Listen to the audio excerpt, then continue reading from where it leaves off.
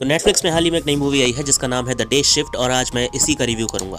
तो day shift जो movie है ये वैम्पायर हंटिंग के बारे में है और ये जो कॉन्सेप्ट है वैम्पायर हंटिंग का ये मैं बहुत वक्त बाद देख रहा हूँ। मतलब ज़ॉम्बी हंटिंग की मूवीज़ तो आती रहती हैं, साले गेम्स भी आते रहते हैं, लेकिन वैम्पायर हंटिंग की कोई ऐसी मूवी जो अच्छी बनाई गई हो ऐसी बहुत ही कम बनती हैं और ये मूवी डेफिनेटली उसी कैटेगरी में फिट होती है। आई मीन लास्ट अगर कोई मैंने वैम्पायर हंटिंग की अच्छी मूवी देखी थी तो वो शायद वैन हेल्सिंग थी।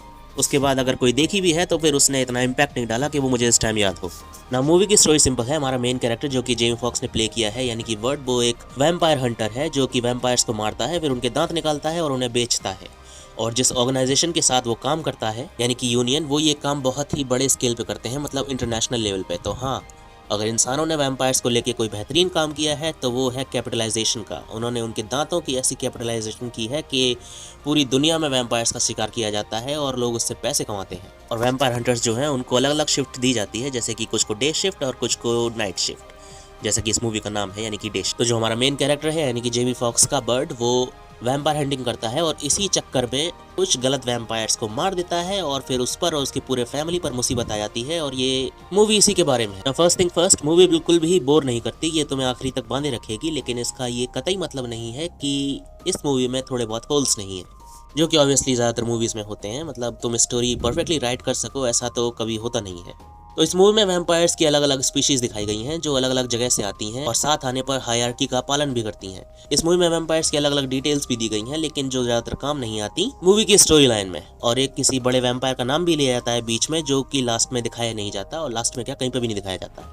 तो इस तरह की डिटेल्स को गिराना और फिर उनके बारे में कुछ ना दिखाना एक अजीब डिसीजन है, लेकिन ये सिर्फ अजीब जब तक है जब तक तुम इसका कोई सीक्वल ना बनाओ। तो अगर नेटफ्लिक्स इसका सीक्वल प्लान कर रहा है तो हाँ, ये सारी डिटेल्स काम आ सकती हैं, लेकिन अगर नहीं कर रहा है तो फिर क्या जरूरत थी इतनी भसड़ मचाने की। दूसरी प्रॉब्लम जो स्टोरी के साथ है वो है विलन के साथ। अब इसमें जो मेन विलन है वो परफेक्ट नहीं है। वो परफेक्ट इसलिए नहीं है क्योंकि जो उसका प्लान है वो मुझे बिल्कुल भी पसंद नहीं आया, सच बताऊं तो। एज अ मेन विलन के प्लान को बहुत ही ज़्यादा ईविल होने की ज़रूरत होती है, और स्पेशली अगर वो वैम्पायर्स है तो और ज़्यादा ईविल होना बेहतर। लेकिन इस मूवी में जो हमारा मेन विलन है उसका जो प्लान है वो कुछ खास मुझे लगा नहीं। इसे ज़्यादा बेहतर किया जा सकता था एक सुपरनैचुरल मूवी में, लेकिन anyway in the and everything works out.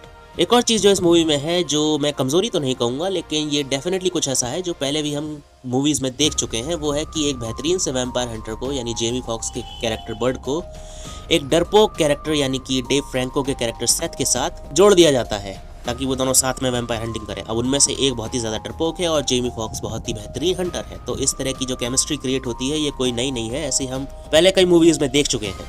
But despite all of that, movie की स्टोरी जो है वो तुम्हें लास्ट तक एंगेजिंग रखेगी। ये तुम्हें एक मिनट के लिए भी बोर नहीं होने देगी। इसमें कॉमेडी और एक्शन का बेहतरीन संगम है। मतलब एक्शन जो इसमें दिखाया गया है वो टोटली इम्पॉसिबल है, उसे कोई कर नहीं सकता, लेकिन वेल एक्शन इसीलिए तो पसंद आता है क्योंकि उसे हम कर नहीं सकते। तो हाँ, इन द एंड चाहे इस मूवी में कोई भी कमी हो, चाहे कोई भी प्रेडिक्टेबिलिटी हो, ये मूवी बहुत ही बेहतरीन है। ये देखने में इंटरेस्टिंग लगती है और ये लास्ट तक तुम्हें हुक्ड अप रखेगी, तुम्हें एक मिनट के लिए भी बोर नहीं होने देगी। और वैम्पायर हंटिंग का जो ये कॉन्सेप्ट है ये बहुत वक्त बाद में किसी मूवी में देख रहा हूँ, तो हाँ, ये मूवी के लिए भी एक प्लस पॉइंट है। So in the end the Day Shift एक डेफिनेटली वर्थ वॉचिंग मूवी है जिसको अपना टाइम और पैसा दोनों ही दिया जा सकता है। ओके देन, तो फिर तुमसे मिलूंगा मैं अपने अगले वीडियो में। Till then take care and bye bye.